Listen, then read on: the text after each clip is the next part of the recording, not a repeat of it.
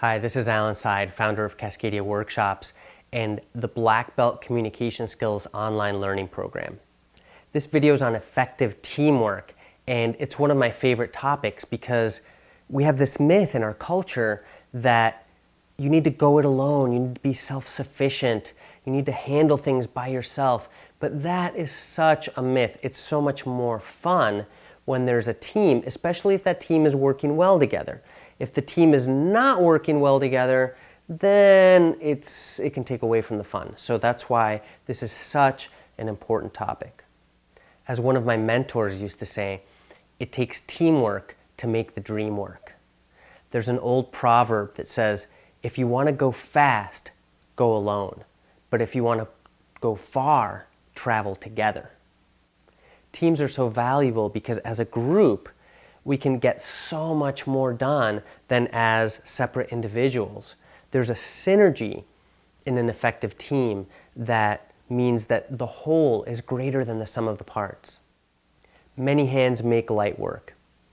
Now, the number one leverage point for an effective team and for effective teamwork are mentally and emotionally mature individuals. A mentally and emotionally mature individual can take care of themselves better. They can make clear requests. They're not as emotionally reactive. And they don't get defensive when somebody has a different opinion or a different perspective than they do. All of these things can be a big drag on a team. So you want individuals who play well with others and who can more or less handle themselves in a team. If you've done that, you don't have to rely as much on methodologies or processes or facilitation, and you've handled about 90% of what needs to be handled in teams when you have individuals like that as part of your team. If you're an individual who, when you recognize in yourself that you have a hard time working in groups or you get emotionally reactive, then you need to do some work on yourself so that you can be a really outstanding team member. You want to be the person who's missed when they're not there. So if you need to individually get yourself to that point, do the work. It is so worth it, and it's much more fun. The only thing harder than doing it is not doing it. I have known teams who have benefited a lot from applying personality typologies. An example of these is the Enneagram. Another example of these is Myers-Briggs. So again, I'm not advocating this personality typology or that personality typology. However, there are methodologies out there that help people identify their various strengths. And when you apply any one of these typologies accurately and correctly, you can take the diverse gifts and synergize them into an effective team so that all of these become strengths and they're not pulling in opposite directions. They can truly strengthen the team rather than be a cause of tension or misunderstandings.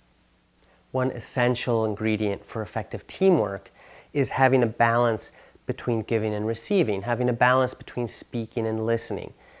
If you have mentally and emotionally mature individuals, then that will almost tend to happen naturally.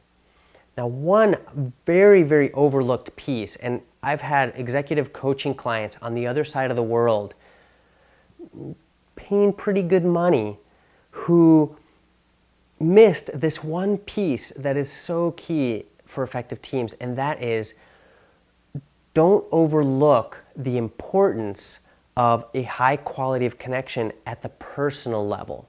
Now, that doesn't mean you're best friends with people on your team or on your staff. What it means is that if you know where I'm coming from and I know where you're coming from, and I trust that my needs matter to you, and you trust that your needs matter to me, then as soon as there's a misunderstanding, or as soon as there's a rumor in the organization, or there's some kind of conflict, we're much more likely to nip it in the bud, handle it sooner, and resolve it in a way that creates more mutual understanding and more connection and healing in the group. So it's really important to emphasize the quality of connection between people as a leverage point for preventing misunderstandings and conflicts.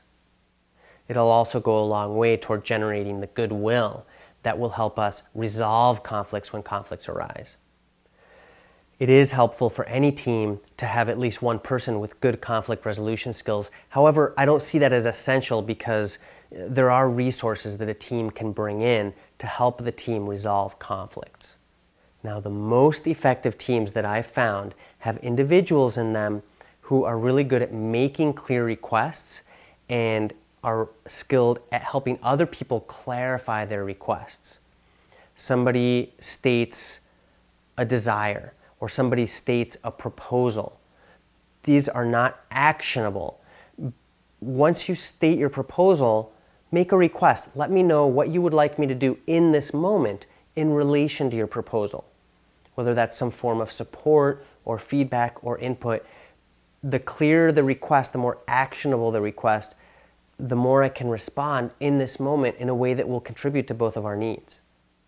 So mature individuals, balancing of being heard and being present and listening to other people, emphasizing the quality of the interpersonal connections, being able to resolve conflicts internally or have access to resources to help us resolve our conflicts, and being able to make clear requests in the group so that others can respond to us in a way that's mutually beneficial. These are some tips in this short video on effective teamwork. Thanks.